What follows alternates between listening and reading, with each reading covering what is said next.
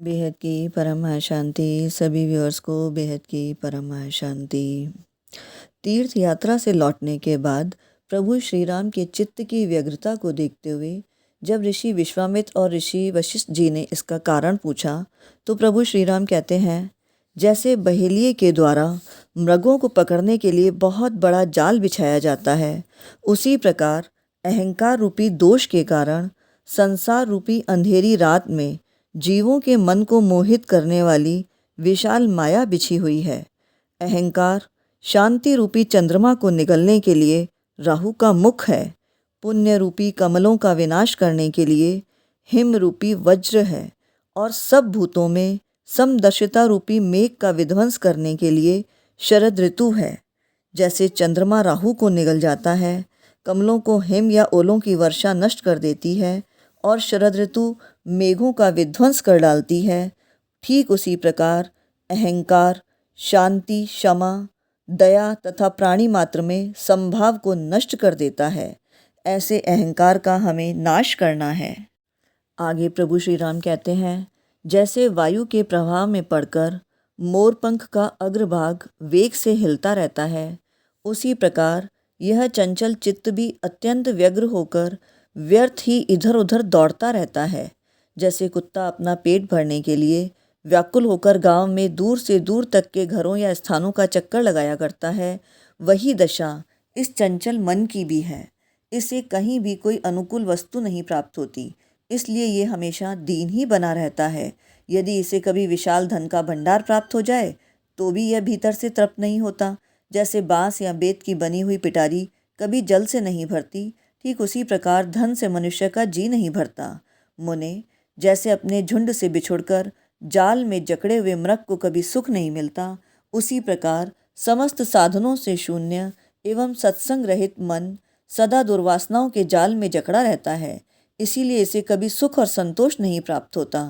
मुने, तरंगों के समान चंचल वृत्ति को धारण करने वाला यह मन अपने स्थूल सूक्ष्म अवयव विभाग को छोड़कर एक क्षण के लिए भी हृदय में स्थिर नहीं रहता। विषयों के चिंतन से शोभ को प्राप्त हुआ यह मन मंदराचल के आघात से उछलती हुई क्षीर सागर की दुग्ध राशि के समान दसों दिशाओं में दौड़ता या भटकता फिरता है, फिर भी कहीं शांति को नहीं पाता। जैसे मृग गड्ढे में गिरने की कोई चिंता न करके हरी हरी धूप चरने की इच्छा से प्रेरित हो बहुत दूर तक दौड़ लगाता रहता है, ठीक उसी प्रकार यह मन नरक के गर्त में गिरने की परवाह न करके भोग लाभ की आशा से बड़ी दूर तक चक्कर लगाता रहता है, भांति भांति के मंसूबे बांधता रहता है।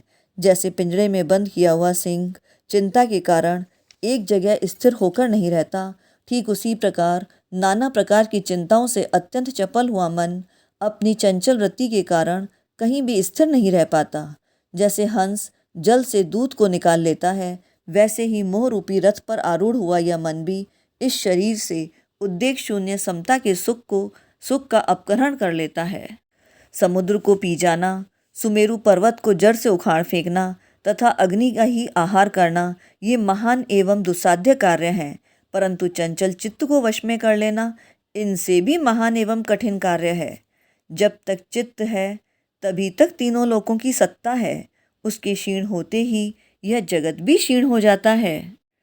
मुने, जैसे महान पर्वत से अनेकानेक वनों एवं काननों की उत्पत्ति होती है, उसी प्रकार मन से ये सैकड़ों सुख दुख पैदा हुए हैं, इसमें कोई संशय नहीं है। अध्यात्म विषयक विवेक से जब यह मन दुर्बल हो जाता है तब ये सारे सुख दुख निश्चय ही पूर्ण रूप से गल जाते हैं, ऐसा मेरा विश्वास है। यहाँ जैसे श्री रामचंद्र जी ने अहंकार और इस चंचल चित्त को ही सारे भोग विलास और सारे सुख दुख की जड़ बताया है, क्योंकि ये मनुष्य जीवन इसी के अंदर बिता रहे हैं, सभी इस भोग विलास के अंदर, और इसी मन की चंचलता के कारण वो कभी भी तृप्ति नहीं प्राप्त कर पाते और थोड़े के बाद और ज़्यादा की चाह के अंदर भागते ही रहते हैं, परंतु कभी भी सुखी महसूस नहीं कर पाते और सुख और दुख का ये चक्कर यूं ही चलता रहता है और सभी मनुष्य इसी दौड़ में हैं। यही आज मानव मात्र की हमारी स्थिति भी है। आगे प्रभु श्री रामचंद्र जी तृष्णा के बारे में कहते हैं, जैसे समुद्र के भीतर भंवर एवं हलचल उत्पन्न करने के लिए ही तरंगे उठा करती हैं, उसी तरह हृदय को चंचल बना देने वाली तृष्णा अंतःकरण में भ्रम एवं आकुलता पैदा करने के लिए ही उस सीमा तक आ पहुंचती है जहां वह धनादि की प्राप्ति के लिए कष्टप्रद उत्साह को बढ़ावा देती है। यद्यपि तृष्णा के वेग को रोकने के लिए यह चित्तरूपी चातक नाना प्रकार की चेष्टाएं करता है, तथापि जैसे आंधी सड़े गले तिनके को न जाने कहाँ से कहाँ उड़ा ले जाती है, उसी प्रकार कलंकनी तृष्णा ने इसे न जाने कहाँ किस अयोग्य अवस्था में पहुंचा दिया है।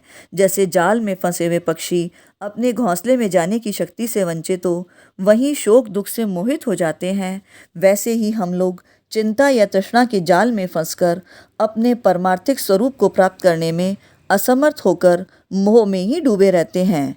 तृष्णा एक पागल घोड़ी के समान है जो यहाँ से दूर दूर जाकर बारंबार लौट आती है और फिर तुरंत ही संपूर्ण दिशाओं में चक्कर काटने लगती है। जैसे घटी यंत्र अर्थात रहट के ऊपर लगी हुई रस्सी घट के साथ सदा ऊपर नीचे आती रहती है, जड़ या जल से संबंध रखती है, अपने भीतर गांठें रखती है एवं चंचल बनी रहती है, उसी तरह यह तृष्णा धर्म और अधर्म के अनुसार सदा स्वर्ग तथा नर्क में गमनागमन करती है।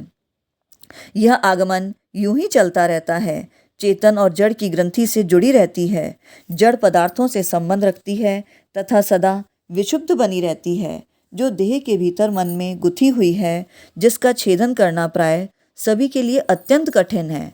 उस तृष्णा के द्वारा मनुष्य उसी प्रकार शीघ्र भारवाही बना लिया जाता है, जैसे रास की रस्सी बैल को तत्काल भार ढोने के लिए विवश कर देती है, जैसे बहेलिए की स्त्री पक्षियों को फंसाने के लिए जाल बनाती है, ठीक उसी प्रकार सदा आकर्षणशील स्वभाव वाली तृष्णा लोगों को फंसाने के लिए स्त्री, पुत्र और मित्र आदि की परंपरा रचती है। तृष्णा को काली नागिन के समान समझना चाहिए। वह सहस्त्रों कुटिलताओं से भरी हुई है। विषय भोग सुख ही उसका कोमल स्पर्श है। वह विषमता पूर्व विष को ही उगलती है और तनिक सा स्पर्श हो जाने पर भी डस लेती है, अपने में संपर्क में आए हुए प्राणी का नाश कर देती है। पर्वत की गुफा में एक प्रकार की लता होती है जो सूर्य किरणों के न मिलने से सदा अत्यंत मलिन रहती है। वह खाने में कड़वी और परिणाम में उन्माद का रोग पैदा करने वाली होती है। उसकी बेल बहुत लंबी होती है और उसमें रस की मात्रा भी अधिक रहती है। यह तृष्णा भी उसी लता के समान निरंतर अत्यंत मलिन, परिणाम में दुख से पागल बना देने वाली, वासना रूपी विशाल तांतों से युक्त तथा विषयों में गहरा स्नेह पैदा करने वाली है। जैसे ऊंचे वृक्षों की शाखा के अग्रभाग में स्थित सूखी हुई मंजरी पुष्प शून्य, निष्फल तथा कंटकाकीर्ण होने के कारण आनंददायिनी नहीं होती, उसी प्रकार तृष्णा सर्वथा सूनी, निष्फल, व्यर्थ विस्तार को प्राप्त होने वाली, अमंगलकारिणी और क्रूर है। यह कभी सुखदायिनी नहीं होती। संसार रूपी विशाल वन में तृष्णा रूपी विष की बेल फैली हुई है। जरा, मृत्यु आदि ही इसके फूल तथा विनिपात हैं और उत्पात, अधपतन और उपद्रव ही इसके फल हैं। मुने, चिंता अर्थात तृष्णा चंचल मोरनी के समान है। मोरनी वर्षा की बूंदें पड़ने पर बारंबार नृत्य करती है, शरद ऋतु का प्रकाश आ जाने पर शांत हो जाती है और दुर्गम स्थानों में भी पैर रखती है। इसी तरह तृष्णा भी कोहरे के समान मोह के आवरण में स्फुरित होती है, नाच उठती है, विवेक का प्रकाश छा जाने पर शांत हो जाती है और असाध्य वस्तुओं में भी पांव रख देती है। केवल वर्षा काल में इतरा कर बहने वाली छोटी नदी और तृष्णा में बहुत कुछ समानता है। वह नदी वर्षा के अतिरिक्त समय में चिरकाल तक जल शून्य पड़ी रहती है। वर्षा ऋतु में भी बीच बीच में जब वृष्टि रुक जाती है वह जल से खाली हो जाती है, परंतु पानी बरसने पर उसमें क्षण भर में बाढ़ आ जाती है और जल की बहुत सी उत्ताल तरंगें उठने लगती हैं। ठीक इसी तरह से तृष्णा भी चिरकाल तक फल शून्य ही रहती है। कभी कभी सफल होने पर भी बीच बीच में फल शून्य हो जाती है। जड़ पदार्थों में ही इसे अधिक आनंद मिलता है और क्षण भर में ही यह उल्लसित हो जाती है। चारे के लोभ से चंचल हुई चिड़िया जैसे फल शून्य खड़े हुए वृक्ष को छोड़कर दूसरे दूसरे फलयुक्त वृक्ष पर चली आती है, उसी प्रकार तृष्णा भी विवेकी एवं विरक्त पुरुष को छोड़कर विषयासक्त पुरुष के पास चली जाती है। आगे प्रभु श्री राम कहते हैं, तृष्णा हृदय रूपी कमल में निवास करने वाली भ्रमरी के समान है। यह क्षण भर में पाताल को चली जाती है, फिर दूसरे ही क्षण आकाश की सैर करने लगती है और क्षण भर में ही दिगंत रूपी निकुंज में मंडराती हुई दिखाई देती है। संसार में जितने भी दोष हैं उन सब में एकमात्र तृष्णा ही ऐसी है जो दीर्घ काल तक दुख देती रहती है। वह अंतःपुर में रहने वाले मनुष्यों को भी भीषण संकट में डाल देती है। तृष्णा रूपिणी मेघमाला मोह रूपी निहार पुंज से घनीभूत होकर परम ज्ञान रूपी सूर्य के प्रकाश को ढक देती है और जगत को केवल जड़ता अर्थात जल अथवा अज्ञान ही अज्ञान प्रदान करती है। तृष्णा सांसारिक व्यवहार में फंसे हुए समस्त प्राणियों को बांधने के लिए एक मजबूत रस्से के समान है। उसने सबके मन को बांध रखा है। इंद्रधनुष जिन लक्षणों अथवा धर्मों से युक्त दिखाई देता है वे ही तृष्णा के भी लक्षण अथवा धर्म हैं। वह इंद्रधनुष की ही भांति बहुरंगी, गुणहीन, विशाल, मलिन, मेघ अथवा अशुद्ध अंतःकरण वाले प्राणी के आधार पर स्थित शून्य रूप और शून्य में ही पैर रखने वाली है। तृष्णा इस संसार रूपी नाटक की नटी है। आगे प्रभु श्री रामचंद्र जी कहते हैं, तृष्णा को व्योम विधि अर्थात आकाश के समान समझना चाहिए। जैसे आकाश कभी सूर्य के प्रकाश से निर्मल हो जाता है, कभी मेघों की घटा घिर आने से वहाँ कुछ क्षणों के लिए कुछ अंधेरा छा जाता है और कभी वह कोहरे से ढक जाता है, ठीक उसी प्रकार तृष्णा भी कभी किंचित विवेक का प्रकाश पाकर निर्मल हो जाती है और फिर कभी विवेक न होने पर अज्ञानता से मलिन हो जाती है तथा कभी कोहरे के समान मोह से आवृत हो जाती है। तृष्णा दीप शिखा के समान कही गई है। जैसे दीप शिखा में दीपक की शिखा में बीच में उज्जवल अंत में काली होती है, उसका अग्रभाग तीखा होता है, उसमें तेल और लंबी सी बत्ती बन रहती है, वह प्रकाशमान होती है और दाह के कारण उसका स्पष्ट दुस्साह होता है। उसी प्रकार तृष्णा भी बीच में भोग वैभव से उज्जवल और अंत में दुख एवं मृत्यु देने वाली होने के कारण काली होती है। उसका अग्रभाग या आरंभ भी असहनीय होता है। वह स्त्री पुरुष आदि के स्नेह से पूर्ण तथा बाल्य यौवन बुढ़ापा नामक अवस्था विशेष रूपी बत्तियों से युक्त होती है।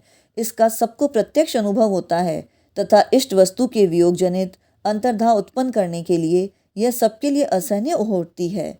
मरीषे मेरु पर्वत के समान परम उन्नत विद्वान शूरवीर सुस्थिर और श्रेष्ठ मनुष्य भी यह एकमात्र तृष्णा ही पल भर में याचक बनाकर तिनके के समान हल्का कर देती है।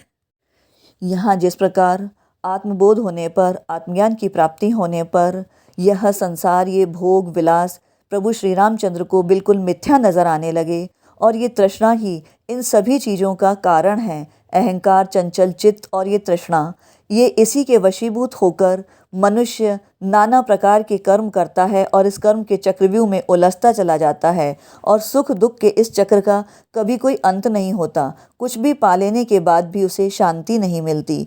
तो यहाँ प्रभु रामचंद्र जी यही बताना चाह रहे हैं कि मनुष्य को अहंकार का नाश करना ही होगा और इस चंचल चित्त को भी काबू में करना ही होगा और साथ ही इस तृष्णा को भी, जो कि विवेक का प्रकाश आने पर तो मनुष्य तृष्णा से मुक्त हो जाता है और फिर अज्ञानता के बादल छा जाने पर पुनः इस संसार चक्र के अंदर उलझ जाता है। तो अल्टीमेटली मनुष्य को ज्ञान के जरिए इस तृष्णा से भी दूर हटना होगा। जब तक मनुष्य अपने चंचल चित्त को नहीं जीतेगा, अहंकार का नाश नहीं करेगा और इस तृष्णा को नहीं छोड़ेगा, इस चिंता को नहीं छोड़ेगा, वो इस संसार के चक्रव्यूह से कभी भी उभर नहीं पाएगा और ना ही कभी संसार के चक्रव्यूह से मुक्त हो पाएगा। वो इसी प्रकार बार बार जन्म लेकर सुख और दुख के चक्र के अंदर यूं ही घूमता रहेगा। निरंतर ज्ञान योग के जरिए और ज्ञान मार्ग के जरिए ही हम ज्ञान प्राप्त करके इस प्रकार के सभी विकारों से मुक्त हो सकते हैं और तभी हम इस संसार चक्र से, इस सुख दुख के चक्रव्यूह से भी बाहर निकल पाएंगे और मुक्त होकर एक जीवन मुक्त जीवन जी पाएंगे। उम्मीद करती हूँ ये वीडियो आप सभी को अच्छा लगा होगा और इसी प्रकार की ज्ञानवर्धक जानकारी के लिए हमारे चैनल पर बने रहें। वीडियो को पूरा देखने के लिए सभी व्यूअर्स को बेहद का परम महा धन्यवाद। बेहद की परम महा शांति।